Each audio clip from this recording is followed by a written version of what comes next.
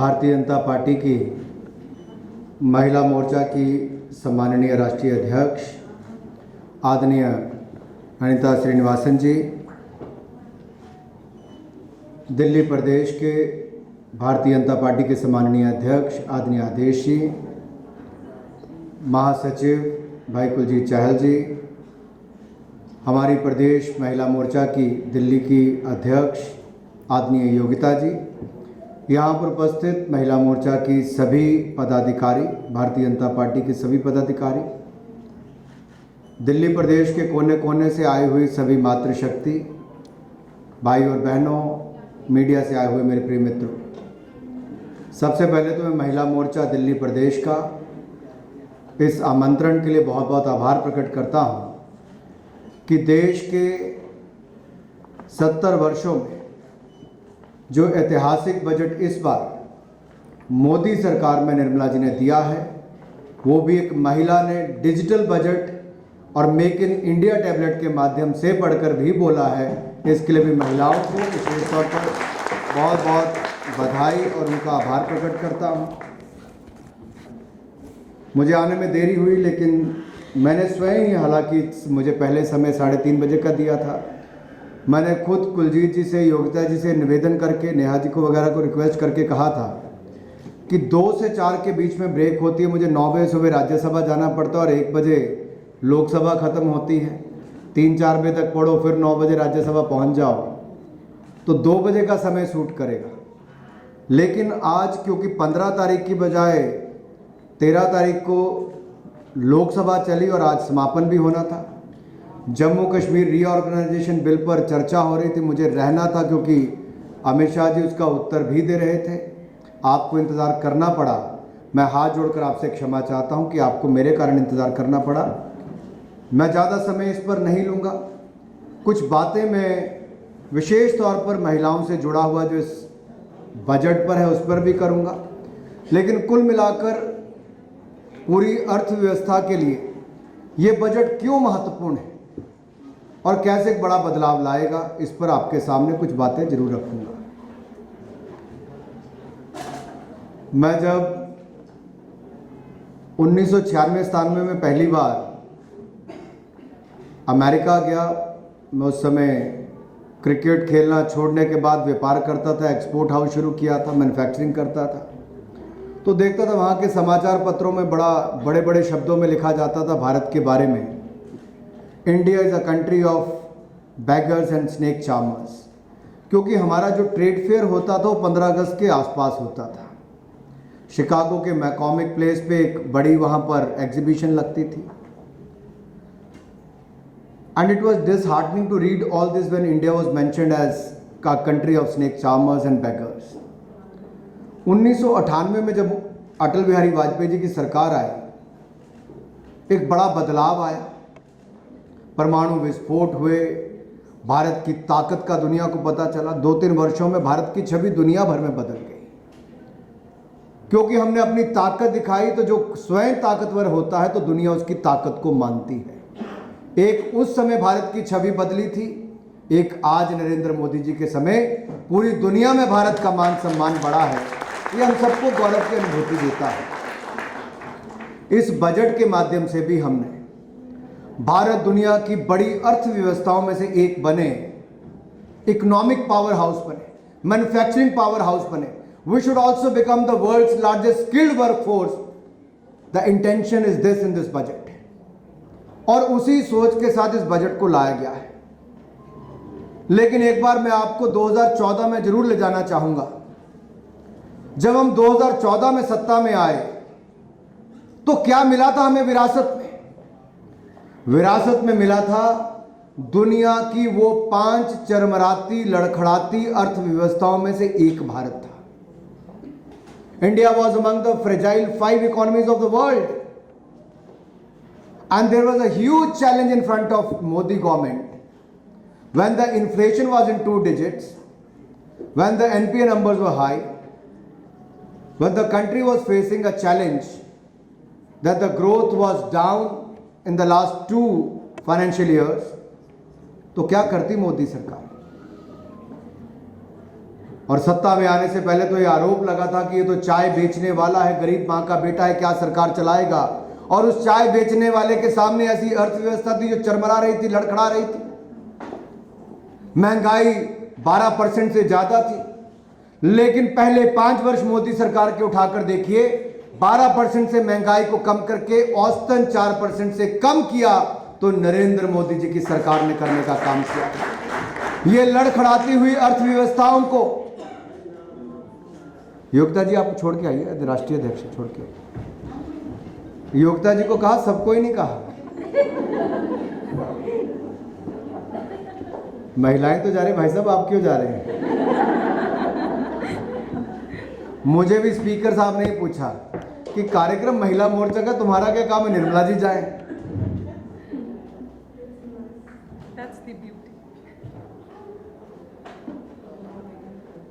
मैं एक निवेदन आपके सामने करना चाहता हूं, क्योंकि हम 6 वर्षों के बाद ये भूल गए कि 2014 में हम कहां पर थे।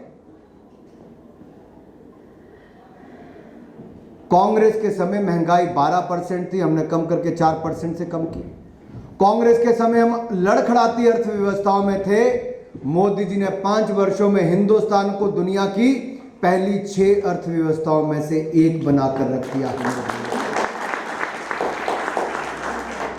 और ये बजट इसलिए मैं कहता हूं कि ऐतिहासिक है कि इस बजट के माध्यम से आत्मनिर्भर भारत को बनाने का काम करने वाले हैं तो हिंदुस्तान में मोदी सरकार करने वाली है। भारत को अगले 4-5 वर्षों में $5 ट्रिलियन इकोनॉमी बनाना है तो मोदी सरकार इस बजट के माध्यम से करने वाली है। भारत को इकोनॉमिक और मैन्युफैक्चरिंग पावर हाउस बनाना है तो मोदी सरकार इसके माध्यम से करेगी। हिंदुस्तान के स्टार्टअप्स को यूनिकॉर्न की दिशा में लेकर जाना है और हमारे देश के युवाओं ने, महिलाओं ने जो स्टार्टअप शुरू किए थे, हम कहीं नहीं दुनिया में होते थे 2014 से पहले स्टार्टअप्स के क्षेत्र में। मोदी जी ने युवाओं को आगे बढ़ने का मौका दिया।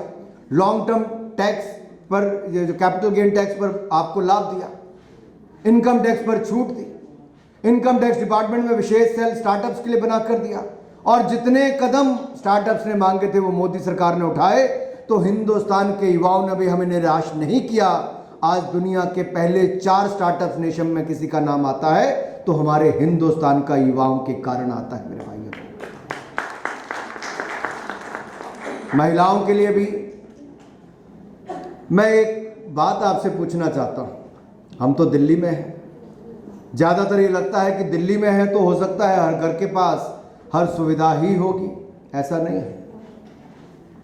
दिल्ली के भी अलग अलग क्षेत्रों में आप जाओगे, बहुत सारे परिवार आज भी टेंटों में, झुग्गी झोंपड़ियों में रहते हैं। आज भी उन परिवारों के पास रसोई गैस का सिलेंडर, अगर मैं 2014 की बात करूं, ना रसोई गैस का सिलेंडर था, ना पक्का मकान था। और दिल्ली जैसे देश की राजधानी में भी शौच के लिए खुले में जाना पड़ता था। नई दिल्ली में कभी मेरी ट्रेन अंदर एंटर करती थी, मुझे कहते हुए शर्म होती है कि पटरियों पर लंबी कतार शौच करने की लगी होती थी। आप सोचते होंगे मैं क्या कह रहा हूं, लेकिन मैं सच कह रहा हूं। मैंने इस देश के 550 से ज्यादा जिलों में सफर किया है युवा मोर्चा के अध्यक्ष के नाते, क्योंकि भारतीय जनता युवा मोर्चा का सबसे लंबे समय तक राष्ट्रीय अध्यक्ष रहने का मुझे अवसर भी प्राप्त हुआ। मैंने देश के कोने कोने को देखा और मैं देखता था क्या मजबूरी है हमारे देश के गरीबों की। मैं गांव से आता हूं, मैंने देखा है कि हिमाचल में भी भाजपा की सरकार आने से पहले कैसे वहां पर भी एक बांस का टुकड़ा लेके उसमें सुराख पैसे ही होता, उसको फूंक मार मार के आग जलाने का काम किया जाता था। कैसे मातृशक्ति वहां पर भी धुएं के कारण अपना शरीर बर्बाद करती थी। ये सुख सुविधाएं नहीं थी।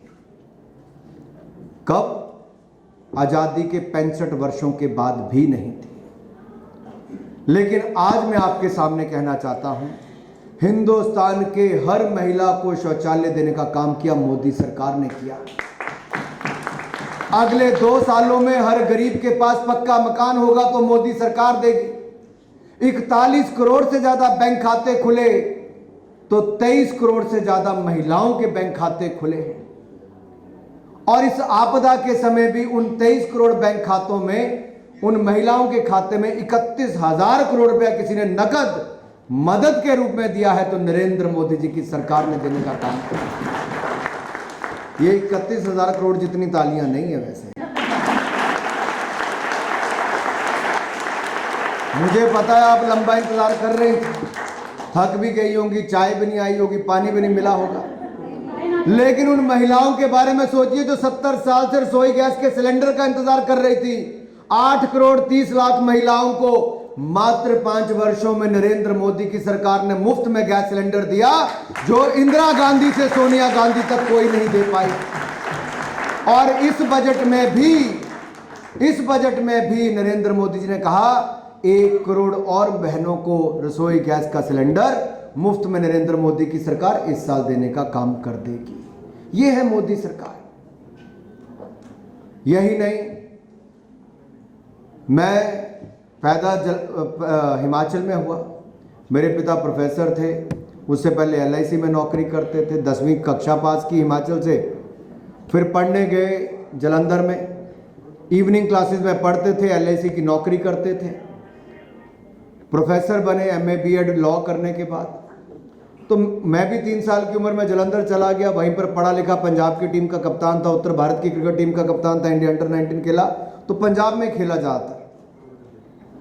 तब भी मेरे पिता प्रोफेसर होने के नाते भी गर्मी की छुट्टियों में हिमाचल में हमारा घर जहां पर था वहां पर हमीरपुर से 20 किलोमीटर पैदल जाकर खेती करके फिर वापस प्रोफेसर की नौकरी करने आते थे। ये जो आज किसानों का आंदोलन कर रहे हैं, जो उनके नाम पर राजनीति कर रहे हैं, जो किसान आंदोलन कर रहे हैं उसमें हमें कोई दिक्कत नहीं, लेकिन जो किसानों को गुमराह कर रहे हैं मैं उस पर कहना चाहता हूं, ये उनको भ्रमित कर रहे हैं, मैं उस पर भी आऊंगा बात। मैं जब गांव जाता था उस समय, तो हम भी, हमारे वहां पे खातरी कहते हैं हमारे लोग की छोटी भाषा में,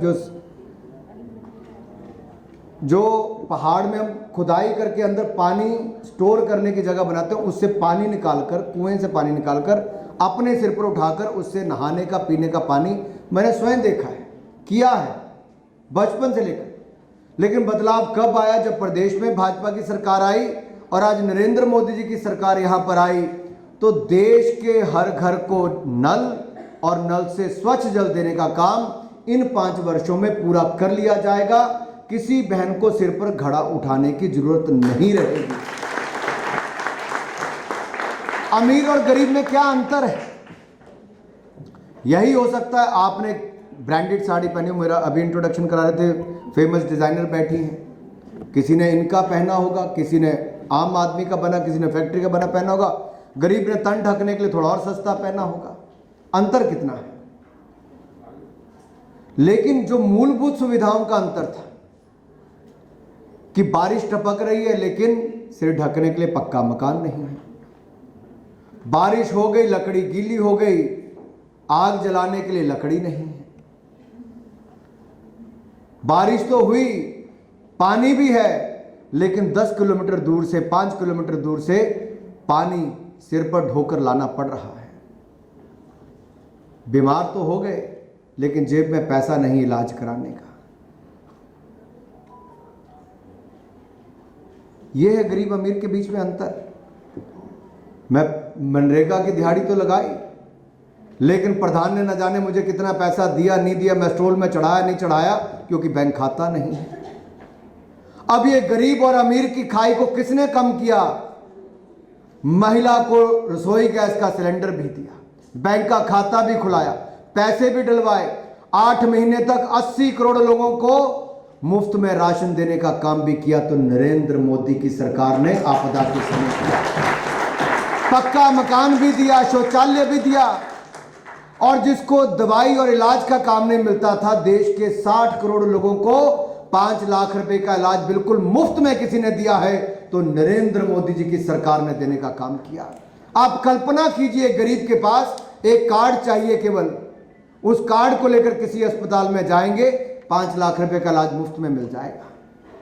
मेरी बहनें यहां पर खड़ी होकर पूछ सकती हैं कि क्या किया आपने इस बजट में महिलाओं के लिए। मैं आपसे कहना चाहता हूं, 16.31%, 16.31% हमने वृद्धि की है इस बार के ministry of women and child development मंत्रालय के लिए 2021-22 के बजट के लिए, और कुल बजट उसका 24,435 करोड़ रुपया किया है, तो मोदी सरकार ने महिलाओं के लिए किया। यही नहीं, इसके साथ साथ अगर पोषण अभियान की मैं बात करूं, क्योंकि पोषण अभियान से मैं तब से जुड़ा जब मैं पहली बार सांसद बनकर आया था, किसी सरकार ने नहीं एक शुरू किया था। इसमें हम अलग अलग दलों के लोग थे, शाहनवाज जी थे, सुप्रिया सुले जी थी, सचिन पायलट जी थे, मैं था, ऐसे हम कुछ लोग अलग अलग दलों से थे, कलिकेश थे, बाकी सब थे। हम कुछ युवा सांसद मिलकर बैठते थे कि किन विषयों पर हमें काम करना है। उसमें से हमने पोषण को चुना, मैल न्यूट्रिशन को चुना, यानी कि कुपोषण और मैल न्यूट्रिशन को हमने चुना। हमने देश भर का खाता तैयार किया था कि किन जिलों में मैल न्यूट्रिशन की प्रॉब्लम है। आपको जानकर हैरानी होगी, अच्छे से अच्छे परिवारों के बच्चे भी मैल नरिश्ड है, कुपोषण का शिकार है। उनके पास धन का अभाव नहीं है। 70% महिलाएं अनिमिक थी, खून की कमी थी, लेकिन सरकारें ध्यान नहीं देती थी। हम मनमोहन सिंह जी के पास गए, रिपोर्ट बनाकर उनसे लॉन्च करवाई। आमिर खान को हमने उसका ब्रांड एम्बेसडर बनाया था। मोदी सरकार आई तो व्यवस्थित रूप से उसको और सशक्त किया है। पोषण 2.0 हमारी सरकार ने शुरू किया और इसके माध्यम से भी 10 करोड़ लोगों को पोषण अभियान के अंतर्गत लाभ मिलेगा। ये भी नरेंद्र मोदी की सरकार करने जा रही है। यही नहीं, 20,105 करोड़ रुपए का प्रावधान हमने सक्षम आंगनवाड़ी और पोषण 2.0 के लिए प्रावधान किया, तो नरेंद्र मोदी की सरकार ने इस बजट में कर दिया है। यही नहीं, शहरों में शायद हमें सूक्ष्म या आंगनवाड़ी का ध्यान ना हो, लेकिन छोटे से छोटे गांव में क्रचेस नहीं होते, वहां पर आंगनवाड़ी केंद्रों से ही काम चलता है। प्रधानमंत्री जी ने अपने यहाँ पर बहुत काम अपने लोकसभा क्षेत्र में आंगनवाड़ी को लेकर किया, अब उनका देश भर में करने की इच्छा थी। ICDS के अंतर्गत हम लोग प्रयास कर रहे हैं कि आंगनवाड़ी हो या पोषण अभियान हो या स्कीम फॉर एडोलेसेंट गर्ल्स के लिए हो, उन सबको इस अम्ब्रेला स्कीम के अंतर्गत कवर किया जाएगा। और सोशल सेक्टर्स के लिए जो हम न्यूट्रिशन की बात करें, सोशल सिक्योरिटी की बात करें, वेलफेयर की बात करें, जो इसके अंतर्गत सारे आते हैं, इसका भी हमने बजट इंक्रीज किया है। और लगभग 2,411 करोड़ जो इस वित्तीय वर्ष में था 2021 में 2,411 करोड़ रुपये से बढ़ाकर हमने इसको 3,576 करोड़ रुपए किया है। ये भी इसमें वृद्धि की तो मोदी सरकार ने की है। महिला के लिए हो या बच्चों के लिए हो, इसमें भी हमने काम किया। मिशन शक्ति के लिए, जिसमें महिला सुरक्षा और उनके सशक्तिकरण के लिए हमने लगभग 3,109 करोड़ रुपए का प्रावधान किया है। ये भी महिलाओं के लिए और महिलाओं के सशक्तिकरण के लिए हमने किया है। इसके अलावा 900 करोड़ रुपए हमने मिशन वत्सल्य के लिए किया है, जिसमें चाइल्ड प्रोटेक्शन और वेलफेयर स्कीम्स का हमने इसमें प्रावधान किया है। And we are looking at the holistic compassionate approach towards ensuring protection and welfare of our children through this scheme। यही नहीं, इसके अलावा जो आंगनवाड़ी केंद्र हैं, जैसे मैंने पहले कहा, 2.5 लाख से ज़्यादा आंगनवाड़ी केंद्रों को सक्षम आंगनवाड़ी बनाने के लिए 5,000 करोड़ रुपए का हम खर्चा इसके ऊपर करने जा रहे हैं। कुपोषण के खिलाफ हम लड़ाई लड़ना चाहते हैं, क्योंकि दुनिया भर के देशों में अगर सबसे युवा राष्ट्र कोई है तो हिंदुस्तान है। We have the largest population of youngsters or the youth who are below the age of 35 years, and youth being the largest stakeholder, they have to play a very important role in the nation building process. And if they have to play a very important role, then we can't see our children malnourished. We have to look after their needs. और मैं तो पहाड़ी राज्य से आता हूं, मैं तो कहता हूं कि अगर गांव के खेत में देखें तो महिला काम कर रही है, अगर पशुपालन का काम देखें तो महिला कर रही है, धार्मिक होगा तब सबसे ज़्यादा महिला होगी, सामाजिक कार्य होगा तो सब महिला सबसे ज़्यादा होगी। महिला मंडलों के माध्यम से भी वो काम करती हैं। राजनीतिक कार्यक्रमों में महिलाओं की भूमिका सबसे ज़्यादा रहती है। परिवार को पालने पोसने का, बच्चों को आगे बढ़ाने का काम तो महिला सबसे ज़्यादा कर रही है। लेकिन जब खाना खाने का बात आती तो अपने बच्चों को सबसे पहले देती, खुद सबसे अंत में खाती है। खून की कमी हो, बाकी सब हो, उसका दृष्टि से दिक्कत आती है। तो जो गर्भवती महिला, उसके लिए भी हमने पैसा देने का काम किया, न्यूट्रिशन की व्यवस्था भी की, उसकी इंस्टीट्यूशनल डिलीवरी हो उसके लिए भी हमने बजट का हेल्थ में प्रावधान किया। डिलीवरी करा के मुफ्त में वो घर तक पहुंचे, उसके लिए हमने प्रावधान अलग अलग राज्यों में किए हैं। ये सारी सुविधाओं महिलाओं के लिए हमने करने का प्रयास किया, क्योंकि मातृशक्ति अगर सशक्त होगी, सुरक्षित होगी, तभी हम आगे बढ़ पाएंगे।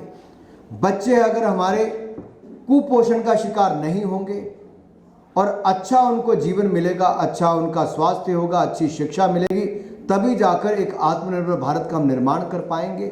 इसलिए बजट में प्रावधान किया गया है कि इन सब के लिए चिंता की जा सके। यही नहीं,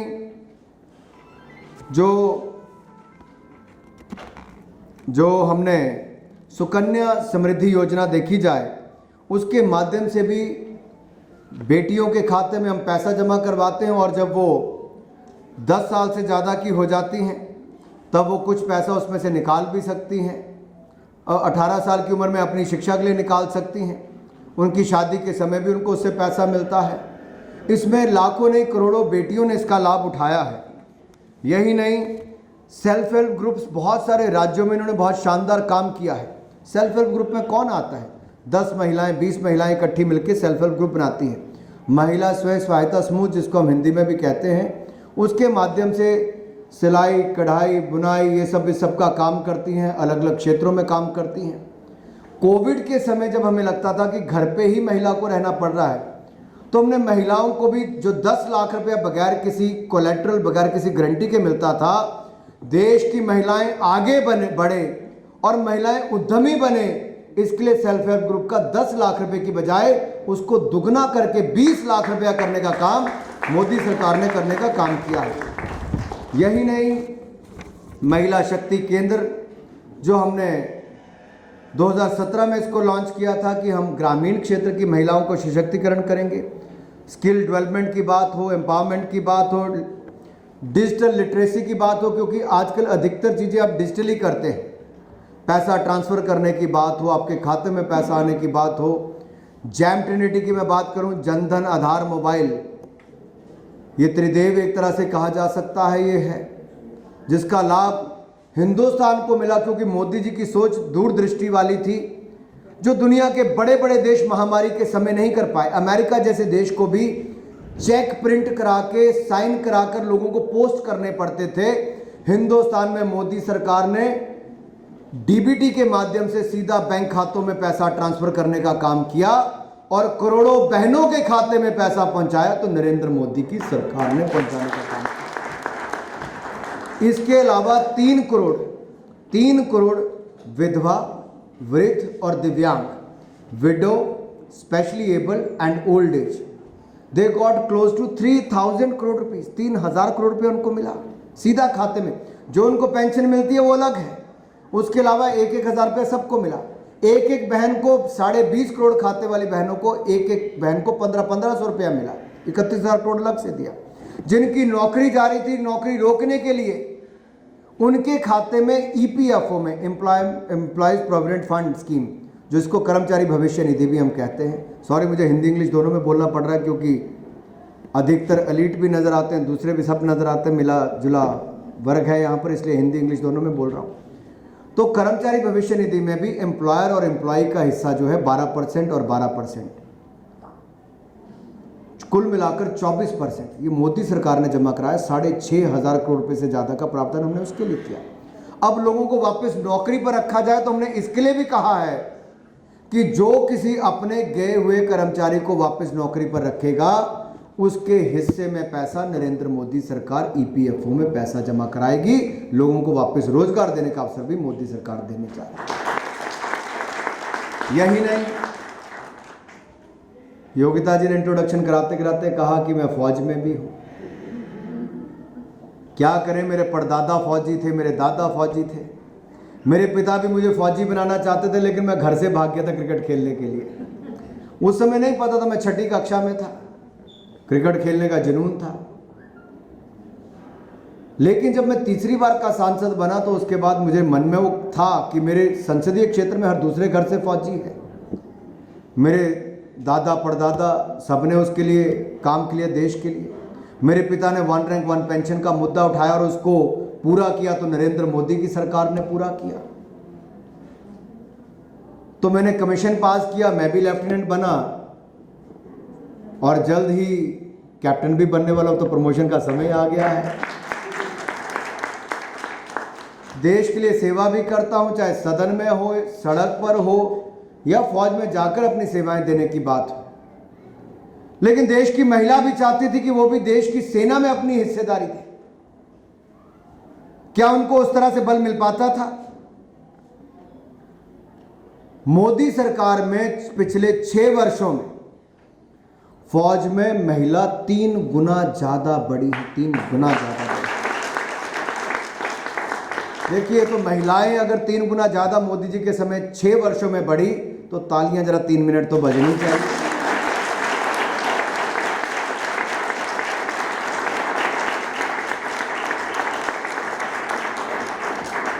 जहां महिलाओं को मिलिट्री में 2015 में मोदी सरकार के समय आने का अवसर मिला, वहीं पर इंडियन एयरफोर्स ने भी निर्णय किया था कि उनको फाइटर स्ट्रीम में इंक्लूड किया जाए, यानी कि लड़ाकू विमान उड़ाने के लिए भी हिंदुस्तान की महिलाओं को आने का अवसर मिला, तो मोदी सरकार ने।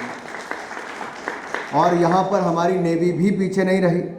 उन्होंने भी कहा कि हम मैरीटाइम एयरक्राफ्ट में 2016 में नेवी ने भी उसमें आगे उनको आने का अवसर किया।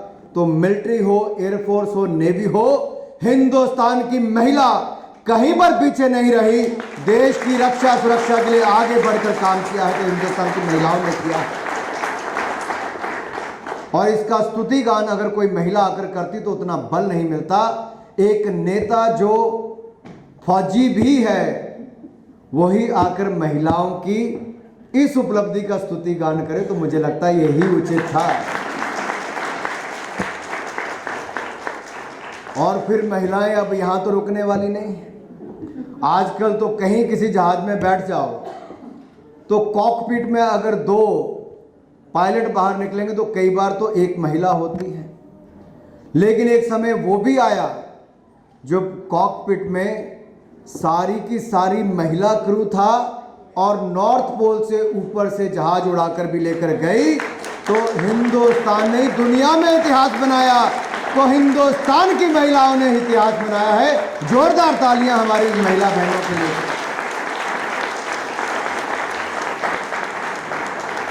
यह है हिंदुस्तान की नारी शक्ति। अब इसका जितना मर्जी स्तुति गान करिए, मैं कर सकता हूं। मेरी तो बॉस ही महिला है, इमीडिएट बॉस। अल्टीमेट बॉस तो मोदी जी हैं, लेकिन इमीडिएट बॉस तो निर्मला जी हैं। देखिए, समाज के हर वर्ग के लिए काम करना जरूरी है। अब आप मुझसे पूछेंगे कि आपने अनुसूचित जाति, अब क्या है, कांग्रेस समाज को बांट के ही ऐसे देखती थी। आपने दलित के लिए क्या किया, आपने अल्पसंख्यक के लिए क्या किया, आपने कश्मीर के लिए क्या किया, फलाने के लिए क्या किया। मैं आपको कहना चाहता हूं, अनुसूचित जाति वर्ग के लिए अक्रॉस मिनिस्ट्रीज हमने 51.65% बजटरी इंक्रीज पिछले साल यानी कि इस वित्तीय वर्ष से अगले वित्तीय वर्ष में की है। 83,000 करोड़ से बढ़ाकर 1,26,000 करोड़ रुपया एससी वर्ग के लिए हमने करने का काम किया, तो मोदी सरकार ने किया। फिर दिव्यांग की बात करें, डिसेबल्ड की या स्पेशली एबल्ड की बात करें, 30% इंक्रीज हमने उनके लिए किया है।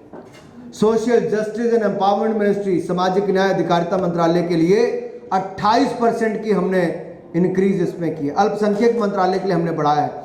हमने यहां तक कि ट्राइबल क्षेत्र में 750 एकलव्य स्कूल ट्राइबल बच्चों को खोलने के लिए हजारों करोड़ रुपए का प्रावधान मोदी सरकार ने किया, ताकि ट्राइबल बच्चे भी आगे आकर देश को आगे बढ़ाने का काम कर सके। कोई समाज का ऐसा वर्ग नहीं कह सकता कि हमारे लिए कुछ नहीं किया। इस देश में डिफेंस के लिए कहा जाता है कि आपने, कुछ विपक्ष ने कहा फौज के लिए क्या किया। फौज के लिए कैपिटल एक्सपेंडिचर के लिए आपको जहाज खरीदने, लड़ाकू विमान खरीदने या आपको टैंक खरीदने, एमुनेशन खरीदना है, इन सब के लिए 18.8% से ज़्यादा बजटरी इंक्रीज हमने इस बार भी की है। यही नहीं, कोई भी मंत्रालय आप लेंगे, मैं डिफेंस के बारे में कह दूं, ये जो कांग्रेस वाले कहते हैं कि आपने डिफेंस में क्या इंक्रीज किया, इनके 10 साल में ये फौजियों के लिए बुलेट प्रूफ जैकेट एक नहीं खरीद पाए। मोदी जी ने 2 लाख बुलेट प्रूफ जैकेट खरीद के फौजियों को दे दी। ये एक लड़ाकू विमान नहीं खरीद पाए, हमने 36 रफाल खरीद कर दे दिए। चाइना को अगर चाइना को अगर झुकने पर भी मजबूर किया, हिंदुस्तान ने अपनी ताकत दिखाई तो नरेंद्र मोदी जी के नेतृत्व में करने का काम किया। मोदी है तो मुमकिन है। ये है ताकत आज। जो सशक्त नेतृत्व है तो उसके कारण देश का मान सम्मान बढ़ता है। मैं एक और आपसे बात कहना चाहता हूं, अगर आप अलग अलग क्षेत्रों में भी देखें, मैं किसानों पे अंत में आऊंगा, किसानों की बात करनी इसलिए जरूरी है क्योंकि मैं चाहूंगा आप लोग जरूर सुन के जाएं और बुद्धिजीवियों के बीच में अपने सोशल मीडिया पर जरूर डालें। और कोई अगर मेरे ट्विटर हैंडल को फॉलो करता है तो मेरे ट्वीट जरूर देखें, अगर नहीं फॉलो करता तो आज जाके जरूर देख लें। मैंने कांग्रेस को इतना नंगा किया है इसमें, और सदन में किया। मैंने लोकसभा में कांग्रेस के एक नेता, एक सांसद कह रहे थे मंडी बंद हो जाएगी, मंडी बंद हो जाएगी। मैंने उठ के, मैं बोल नहीं रहा था, मैंने पूछा भैया बताओ कौन से क्लॉज में मंडी लिखा? तुम बताता हूं। मैंने 4 बार पूछा, वो एक बार नहीं बता पाया। मैंने पार्लियामेंट में राहुल गांधी के भाषण के बाद मैंने वहां पे इंटरवीन किया, और जो धज्जियां उनकी उड़ी है, उनके झूठ का हमने वहां पर परखच्चे उड़ाए हैं, उनको सारी उम्र याद रहेगा। क्योंकि जब मैं बोलता हूं राहुल गांधी जी 2 मिनट नहीं बैठ पाते, उठ के चले जाते हैं। कोई पिछले 6, 8, 10 मेरे भाषण देख लेना, कभी राहुल गांधी 2 मिनट नहीं बैठ पाए, क्योंकि उनके पास कोई जवाब नहीं। मैं जब राज्यसभा में मैंने इंटरव्यू करके बोला तो मैंने दोनों सदनों के सभी सांसदों से पूछा, कोई एक क्लॉज बताए कहां पर लिखा है कि मंडी बंद होगी, कहां पर लिखा है एमएसपी बंद होगा। और कांग्रेस के ही एक सांसद ने राज्यसभा में मान लिया कि ठाकुर जी ने ठीक कहा, इस कानून के अंतर्गत कोई मंडी बंद नहीं होगी। कांग्रेस का नेता एक कहता है, जो पूर्व अध्यक्ष है, कि मंडियां बंद होगी। पार्लियामेंट में ही कांग्रेस का दूसरा सांसद कहता है मंडियां बंद नहीं होंगी। ये कांग्रेस 2 दिशाओं में चल रही है, 2 अलग अलग धाराएं कांग्रेस की बह रही हैं। आने वाले आप समय में देखोगे कांग्रेस ऐसे ही 2 दिशाओं में चलने का काम करेगी और 2 फाड़ होने का काम भी होगा। क्योंकि कुछ सच बोलते हैं, कुछ बिल्कुल झूठ का सहारा लेकर चलते हैं। लेकिन सच देश के सामने बताने की जिम्मेदारी हमारी भी है, हम सत्ता में है। मैं आपको कहना चाहता हूं, कपास यानी कि कॉटन, उसके लिए 2013-14 में कांग्रेस ने केवल 90 करोड़ रुपए दिया। हमने इस साल लगभग 26,000 करोड़ रुपया दिया, 26,000 करोड़ रुपया मिनिमम सपोर्ट प्राइस के लिए, खरीद के लिए। And if I have to speak about the total allocation or total spending as far as the minimum support price is concerned, न्यूनतम समर्थन मूल्य हमने कितना दिया, तो मैं कहना चाहता हूं हमने प्रोक्योरमेंट भी ज्यादा की, प्राइस भी ज्यादा दिया। हमने खरीद भी ज्यादा की और दाम भी ज्यादा दिए। कांग्रेस ने जो 5 वर्षों में खरीद की मिनिमम सपोर्ट प्राइस की, वो 3,75,000 करोड़ थी। हमने जो 5 वर्षों में की वो 8 लाख करोड़ से ज्यादा है, जो 2.5 गुना से ज्यादा है। गेहूं और धान के मूल्य 43% ज्यादा बढ़े, दलहन और तिलहन के मूल्य 65 से 70% ज्यादा बढ़े। खरीद केंद्र गेहूं और धान के दुगने बढ़े, तो खरीद केंद्र दलहन तिलहन के 3 गुना से ज्यादा बढ़े। और यही नहीं, गेहूं की खरीद 73% बढ़ी, तो धान की खरीद 114% बढ़ी। और राहुल गांधी से अगर मैं पूछूं कि गेहूं और जौ में क्या अंतर है, तो नहीं बता पाएंगे, क्योंकि राजीव गांधी जी भी लाल मिर्च और हरी मिर्च में अंतर नहीं बता पाए थे।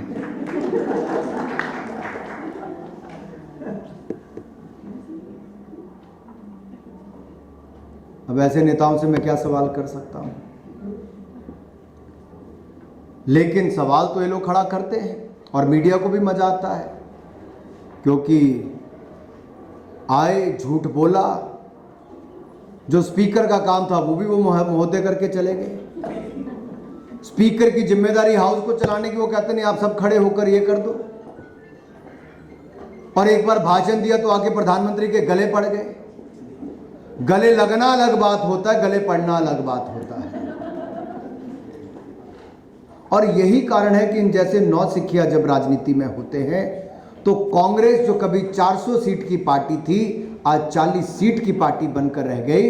इसके पीछे मूल कारण है कांग्रेस में परिवारवाद और ऐसे लोगों को जिम्मेदारी जो ना सदन में बैठते हैं न समस्याओं को समझते हैं, लेकिन देश के सामने समस्याएं पैदा करते हैं। इस परिवार ने वर्षों तक राज किया, केवल देश के संसाधनों को लूटने का काम किया। कहते हम दो हमारे दो, ये नसबंदी से लेकर नोटबंदी तक के नारे लगाने वाले। मैंने उसी दिन उत्तर दे दिया था, भाई तुम कौन दो और आगे तुम्हारे दो कौन है? दीदी जीजा जी भी इंक्लूडेड हैं। और जीजा जी की तो ये हालत है कि कानपुर में एक लड्डू वाला है, ठग्गू के लड्डू, उसका डब्बे पे कभी पढ़ना ऐसा कोई बचा नहीं जिसको हमने ठगा नहीं, ऐसा कोई सगा नहीं जिसको हमने ठगा नहीं। इनके लिए मैं कहता हूं कि गांधी परिवार का एक नारा है, ऐसा कोई बचा नहीं जिसको हमने ठगा नहीं। कोई नहीं छोड़ा, देश का कोई राज्य देखिए वहां पर इन्होंने जमीनें लूटने का काम किया। किसानों के साथ अमेठी की बात हो तो वहां पर किसानों की जमीन ले गए, इंडस्ट्री के नाम पर, अपनी फाउंडेशन के नाम पर ले गए। जीजा जी ने देश के अलग अलग राज्यों में जमीनें इकट्ठी कर ली। ये जो कभी जमीनी नेता होते थे, आज ये जमीनों के नेता होकर रह गए। बड़ा ध्यान से सुनिएगा, ये जो कभी जमीनी नेता होते थे, आज ये जमीनों के नेता होकर रह गए। इसीलिए लोगों ने इनकी जमीन उखाड़ दी है और इनकी जमीन सदा सदा के लिए उखड़ चुकी है, क्योंकि मोदी सरकार आज देश को प्रतिबद्ध है आगे ले जाने के लिए, देश की आम जनता का सम्मान बढ़ाने के लिए। मैं आपके सामने केवल 2 मिनट और लेकर अपनी वाणी को विराम दूंगा। ये जब बजट आया तो इससे पहले कौन सी आपदा थी? हमने कभी सोचा नहीं था कि ऐसी महामारी से हमें जूझना पड़ेगा। क्या आप में से कोई कह सकता है कि आपने सोचा था कि कभी ऐसा लॉकडाउन होगा जिसमें यही पता नहीं था कि अनलॉकिंग कब होगी? इनका एक नेता है राज्यसभा में, कहता कि अप्रैल महीने में 98% गाड़ियों की खरीद कम हो गई। अरे घर से कोई निकला नहीं है, अप्रैल मई जून में गाड़ी की खरीद कहां से होगी? ऐसे ऐसे तो महानुभाव इनके यहां पर है। लेकिन मैं इनको एक कहना चाहता हूं, हमने आपदा के समय मध्यम सूक्ष्म लघु कुटीर उद्योग, which we speak in English micro small medium enterprises, which is the MSME sector, we have changed the definition for them also. We have raised the turnover limit for them, and they have been given additional 20% working capital, 20% additional working capital, and a sum of rupees 3 lakh crore rupees has been given by the public sector and the private sector banks, the scheduled commercial banks, to the micro small medium enterprises. किसी व्यक्ति को अपनी 1 inch जमीन भी या कोई गहना भी गिरवी नहीं रखना पड़ा। मोदी ने गारंटी दी, देश के मध्यम लघु सूक्ष्म उद्योग को 3 लाख करोड़ रुपया बैंकों के माध्यम से दिया गया। तो मोदी सरकार में दिया गया, घर घर से बुलाकर दिया गया। जिसने नहीं लेना था नहीं लिया, लेकिन हमने दिया। 2.5 लाख करोड़ के लगभग मंजूर हो चुका है। इसके अलावा 6 महीने का मॉनिटरिंग पीरियड, आपने गाड़ी खरीदी, घर खरीदा, किसी की किस्तें वापस करनी, सबको दिया गया। अलग अलग कदम और उठाए गए। देश में पैसा बढ़े, टीडीएस टीसीएस हमने 25% आपकी कटौती की। Income tax refund 2 lakh crore का हमने आपको रिकॉर्ड 3 महीनों के अंदर किया। यही सब बदलाव हमने, कई बदलाव किए। तो उसका लाभ कहां पर दिखा?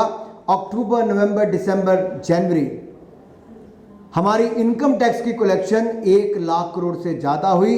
अक्टूबर नवंबर में लगभग 1,05,000 करोड़, तो दिसंबर और जनवरी में 1,20,000 करोड़, जो आज तक की सबसे ज्यादा जीएसटी की कलेक्शन है। ये वी शेप रिकवरी जो कहा जाता है, कोई लोग कहते हैं क्या है V shape recovery? V shape मतलब अगर हमारी अर्थव्यवस्था यहां पर थी, कोविड के समय नीचे तेजी से गिरी, अब वापिस सारे जो आपके पैरामीटर्स हैं, ग्रीन शूट्स लगातार ऊपर बढ़ रहे हैं, यानी कि रिकवरी आपकी इस तरह से तेजी के साथ हो रही है। और आईएमएफ ने भी कहा, आरबीआई ने भी कहा, दुनिया भर की संस्थाओं ने कहा, अगर दुनिया में कोई देश 2021-22 में डबल डिजिट ग्रोथ करेगा तो 11.5% से हिंदुस्तान 11.5% से विकास करने वाला है। इसलिए मैं आप सबके सामने विश्वास के साथ कहना चाहता हूं, जहां महिला उद्यमी आगे आएंगी, स्टार्टअप इंडिया के माध्यम से आए, स्टैंड अप इंडिया के माध्यम से आए, सेल्फ हेल्प ग्रुप के माध्यम से आए या अलग अलग योजनाओं के माध्यम से आए, हम आपका स्वागत करते हैं। आपको कहीं पर दिक्कत आए तो योगिता जी मैं आपके सामने कहना चाहता हूं, आदेश ही आपका तो नाम ही आदेश है, आपको तो केवल आदेश करना है। आपका छोटा भाई सदा महिला एंटरप्रेन्योर्स के लिए या महिला एंटरप्रेन्योर्स के किसी भी ग्रुप के लिए मेरे नॉर्थ ब्लॉक में वित्त मंत्रालय के लिए आपके लिए दरवाजे 24 घंटे खुले हैं। 24 घंटे आपके लिए खुले हैं, क्योंकि नरेंद्र मोदी जी की सरकार में महिलाओं के उत्थान के लिए जो आज तक कदम उठाए गए, अब हम चाहते हैं चाहे महिला गृहिणी हो, चाहे महिला समाज सेवी हो, चाहे महिला बैंक अधिकारी हो, या महिला वित्त मंत्री हो, या कोई मंत्री हो, या महिला कोई चुनी हुई प्रतिनिधि हो, या महिला हमारी कोई फौजी हो, आर्म फोर्सेस में हो, नेवी में हो, किसी भी हमारी में क्षेत्र में महिला हो, उनको आगे बढ़ने का पर्याप्त अवसर देंगे और आपको किसी रिजर्वेशन की जरूरत नहीं पड़ती। हालांकि भाजपा शासित राज्यों में हमने 50% रिजर्वेशन पंचायती राज की संस्थाओं में महिलाओं के लिए किया है, लेकिन अलग अलग क्षेत्रों में सुषमा जी से लेकर, निर्मला जी से लेकर, स्मृति जी से लेकर हमारी पूर्व स्पीकर सुमित्रा महाजन जी तक सब महिलाओं ने बगैर रिजर्वेशन के वहां तक पहुंचने का काम किया। आप भी आगे बढ़कर भारत का मान सम्मान बढ़ाएंगे और आपके माध्यम से महिलाएं भारत को $5 ट्रिलियन इकॉनमी बनाने में भी पूर्ण सहयोग करेंगी। आप सबका बहुत बहुत धन्यवाद। महिला मोर्चा ने मुझे अवसर दिया, आपका बहुत बहुत धन्यवाद। जय हिंद, जय भारत।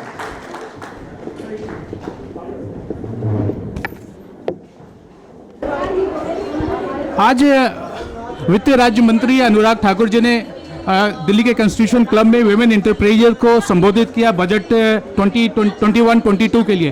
पूजा जी, आज आपने जो अनुराग ठाकुर जी का जो आज उन्होंने एक लेक्चर दिया, एक टॉक दिया, उसके बारे में आपको क्या प्रभावित किया और आप क्या कहना चाहेंगे? आपने कुछ दिन पहले पीएचडी चैम्बर ऑफ कॉमर्स में भी एक ऐसे ही इंटेलेक्चुअल कोहर्ट्स को आपने एक फंक्शन ऑर्गेनाइज किया था। मैं यही कहना चाहूँगी कि इस बार का बजट हमारे देश की प्रगति के लिए, तरक्की के लिए, सभी वर्गों को सम्मिलित करने वाला ऐसा बजट है जो अपने आप में ही एक एग्जाम्पलरी बजट है। इसमें हर समाज के लोग, चाहे वो महिला हों, पुरुष हों, किसी भी धर्म जाति के लोग हों, शेड्यूल्ड कास्ट हों, ट्राइब्स हों, सभी को कवर किया गया। और हमारे देश के आदरणीय प्रधानमंत्री नरेंद्र मोदी जी के नेतृत्व में निर्मला सीतारमण जी हमारी वित्त मंत्री ने और अनुराग ठाकुर जी ने कुछ इस तरह का बजट दिया है जो हमें लगता है कि हमारे देश को आगे आने वाले विश्व में एक अपने ही तरह का नाम बनाने वाला है। और इसमें हर तरह की हमें सुविधा मिली है। और टैक्स में सबसे बड़ी बात, कोरोना जैसे त्रासदी के बाद हमें किसी भी तरह का टैक्स जो है हमारे पे इम्पोज नहीं हुआ है, ये अपने आप में बहुत बड़ी बात है। 75 साल के ऊपर के बुजुर्गों को टैक्स एग्जेम्पशन मिली है और इसमें तरह तरह की सुविधाएं जो आगे आने वाले समय में खासकर महिलाओं को है, उसके लिए हम धन्यवाद करना चाहते हैं।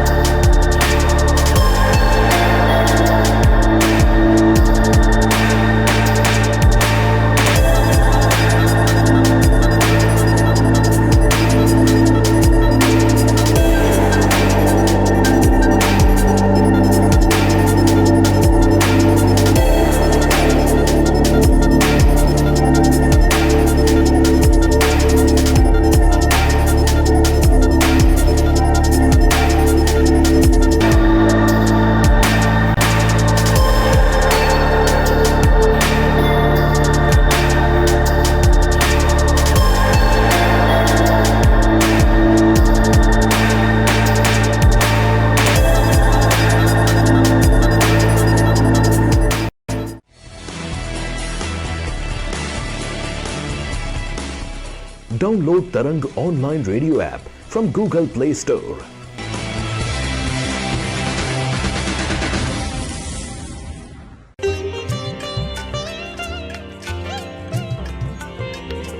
You are listening to Tarang Devotional Online Radio.